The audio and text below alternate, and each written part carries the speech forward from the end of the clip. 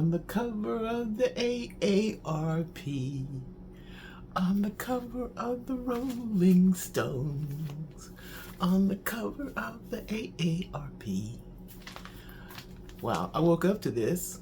Oh, and greetings. Hello, YouTube family. I stole that opening from one of my mutuals that I watch, King Explicit. I just love that phrase, and it really does kind of match the way I feel when I'm talking into the YouTube camera. Even though we don't know each other, that doesn't mean that we can't consider ourselves colleagues on our journey of entertainment and using YouTube. But anyway, yesterday it rained in the afternoon, so I didn't get the mail in, and this morning I got it, and I was pleasantly surprised to see this right here. And look how good Rod Stewart looks. I mean, he's embracing his old age like fine wine, and whether he feels that way or not, that's a whole nother story, but he looks that way. And I couldn't ignore it without saying something about it, so I had to just put something out there to give recognitions of an old rocker who made a disco record that turned him into an even bigger legend. I remember when Do You Think I'm Sexy came out, and on this he got on here, Do You Still Think I'm Sexy? On the cover. But I remember when that came out, that was the bomb record. And back in the day when disco was doing this thing, these rock and rollers started dropping these bangers out into the disco clubs. You know, there were so many of them doing it, and you know, no wonder there was a backlash on disco in the 80s, because things like this, people like him, they did this. You know, it's like MAGA having somebody supporting the LGBTQ. You know, these rockers were coming in and saying, "Move over, we want to dance with y'all." And this song was so strong and big, it was fascinating. And at the time, I was a part-time DJ, and that was a record that would always pack a floor. I worked with DJs, I did some DJing, but other good DJs I knew could mix that song, and it would just feel like you're in some type of ecstasy world, which was probably going on too. But I mean, it was really made for disco, and that song was huge. But I just enjoyed seeing this because, you know, when you get my age older, AARP, they genuinely hunt you down. And it starts right when you're about 50. They wear you down. They just, every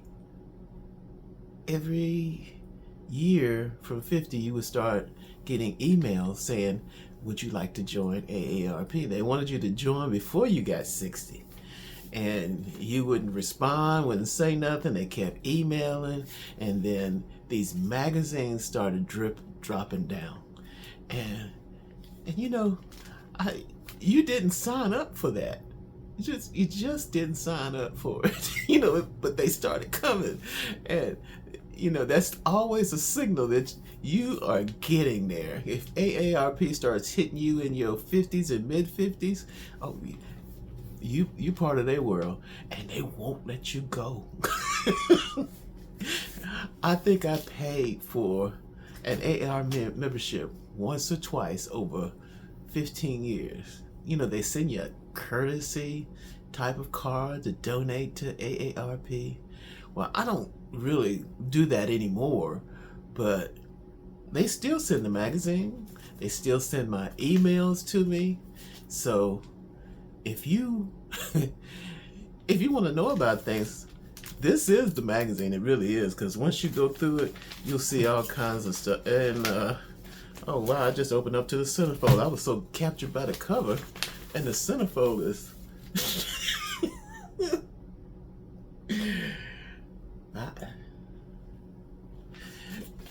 you know, I've noticed more and more that all of the baby boomer people that are getting old, if they're still alive, they're doing AARP covers like they did the Rolling Stone covers.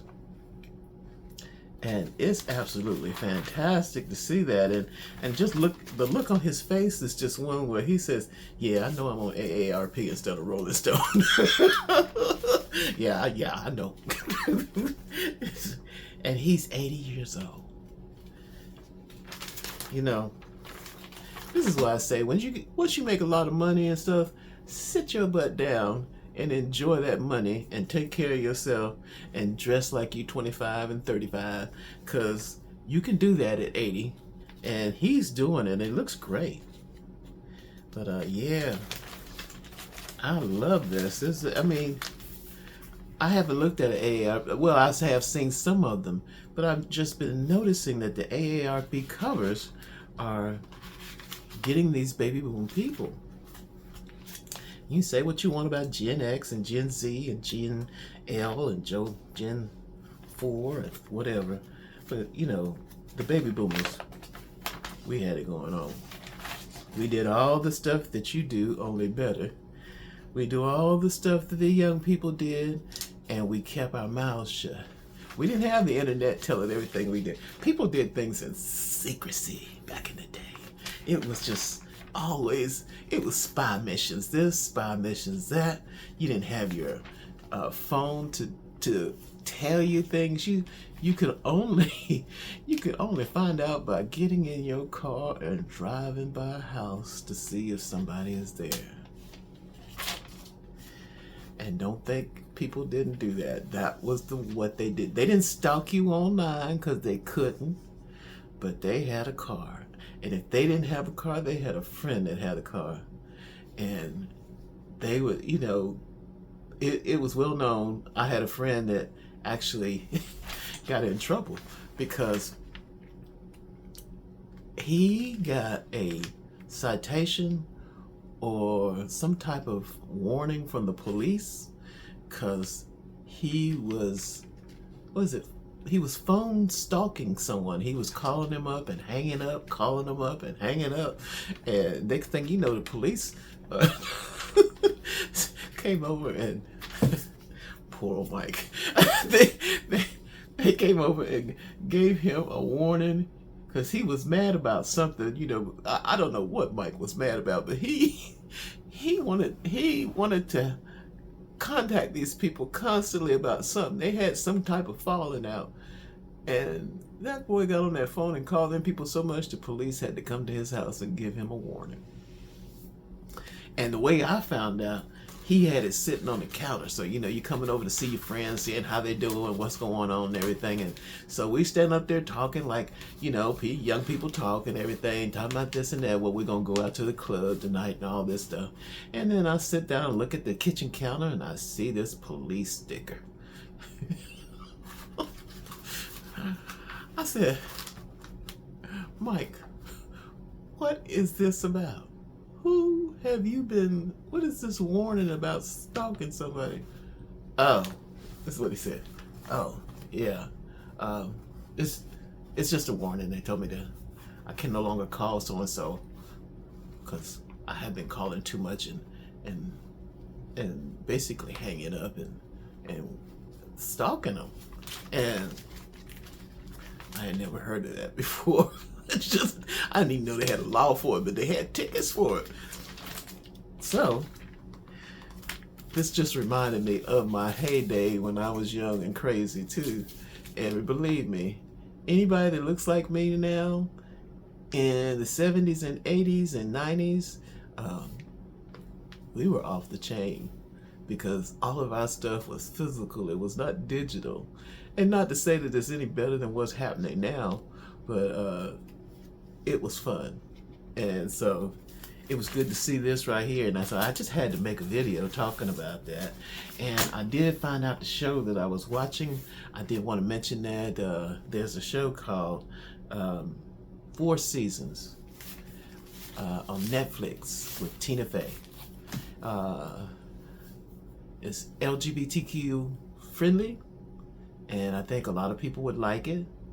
and it gets better with each show, because it's about 1, 2, 3, 4 couples, 4 or 5 couples. They are just friends, and that's the way when you're young, you got about 4 or 5 couples you know. And when you get old, you don't have that, because everybody's either dead or not wanting to associate, or you've fallen out with them some kind of way by that time. So I liked watching this one because it's done real well. And I didn't want to watch it at first because it was Tina Fey. She's like your typical liberal.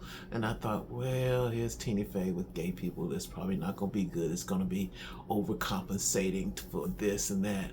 But I should have known. She really makes good shows. And this show is good. The 4 seasons. It's got the guy from The Office on there, and the one that's the star of The Office, he's on there with her. And Reno 911 actress is on there. She's the one that played the nerdy cop who she was always nerdy on there. Well, she's practically playing the same role without the uniform and different hairstyle.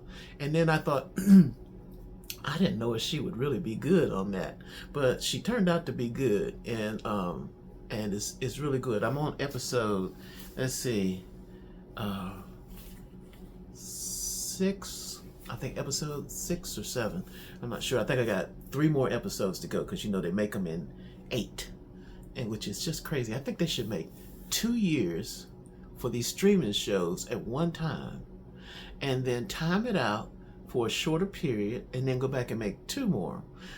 But if the 2 don't go at first, they should just, then they can stop. But they make you wait so long. Some of these shows, like, you forget what was going on. Like, the new one that's coming out on The Diplomat on Netflix, I really like that, and it's really good. But how long have we had to wait for season 3 of The Diplomat? And they say it's coming out sometime this summer. But you got to go back and remember, what was this show really about, and can you just pick up the pieces like that? So I wish they were better at continuation, consistency. Just like they say on YouTubers posting, I wish they were more consistent. So anyway, but this video was about my nostalgia. No, not my nostalgia. This was my life. AARP, these people they're putting on there, we had a good time, and he obviously had a good time. And it's just wild to see the AARP getting these people that would normally be on Rolling Stone. Bruce Springsteen's been on here, and it's just so many people that's been on here. And I used to hang out with the rockers and stuff back in the day, as well as the soul people. I had friends. I used to be a DJ, and when I used to get records from a company that supplied DJs with records, and some of my black friends, I would, a lot of the records I couldn't play in a club that I was part-time in, and I would always give them the hottest records. I wish I had saved those records, but they loved me for that, because they knew what was going on. And I said, listen, I can't play this one, but you might like it. I gave them about a few hundred records, just that was some soul stuff, like Fatback. Fatback has some 12-inch records. Some of these companies had 12-inch records that can't be found anymore, and some of them were. That's mainly because some of them came through a DJ pool, and they didn't put it out to the customer till later on in the 70s. A lot of these special long versions were coming out just to the DJs. Just like Rod Stewart's Do You Think I'm Sexy? That actually came out to the clubs first, but it was so big, then they started pressing it on vinyl to sell for a longer version, because people did not want those short versions after they heard the long version, because they really had a difference in it, and some of them were just totally different from the original song. So Anyway, well, you see, that did kind of strike a nerve with me, because I, I just thought it was nice to see this nostalgia coming through, that my youth coming through to other people now is nostalgia, and but old Rod was good back in his day, and I even know some of the other songs like Maggie May, and I was hanging out with Bruce Springsteen people before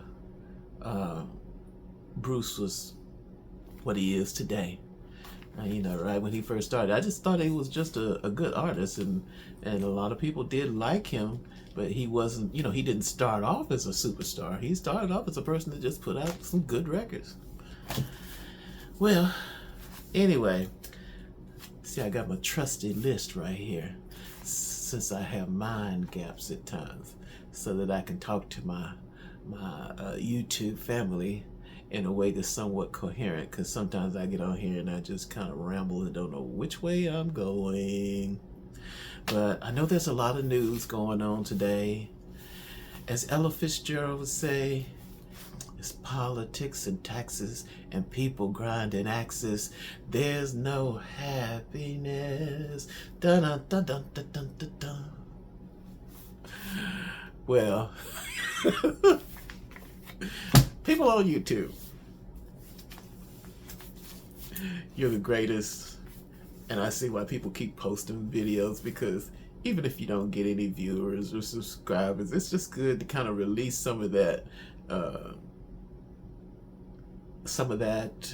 things that you feel for that certain day. So anyway, everybody stay positive, because I'm looking at the 250 years today on the news before I did this, and as Ella Fitzgerald would say, politics and taxes, people grinding axes, there's no happiness. But we're gonna be happy on YouTube. We're gonna make it work. We're gonna have sympathy for our people protesting in the streets, and proud of them for doing it. I personally can't do it. I can't get out there. I can't stand up too long anyway. So you have to know your limits. But, you know, you have to do other things if you can't join the gang. You know, so at this age in my life, it's time to do YouTube and help in other ways that you can to right size the situation that's happening in the world today. Well, what time is it? I was watching a video. They say you don't have to make a 20-minute video all the time. Just put it out there. And I will. Anyway, it's been fun. YouTube family, thank you. And don't forget to like and subscribe. Take care now.